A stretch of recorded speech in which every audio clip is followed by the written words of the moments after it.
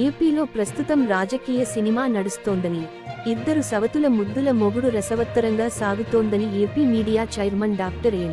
తులసి రెడ్డి ఎద్దేవా చేశారు. చంద్రబాబు, జగన్మోహన్ రెడ్డిల ముద్దుల మొగుడు అని అన్నారు. ఏపీకి రావాల్సింది కొండంత, ఇచ్చింది గోరంత అని అన్నారు. గత 10 ఏళ్లలో విభజన హామీలు అమలు చేసి ఉంటే ఏపీ స్వర్ణాంధ్ర అయ్యేదని అన్నారు. ప్రత్యేక హోదాకు బీజేపీ పంగనామాలు పెట్టిందని విమర్శించారు.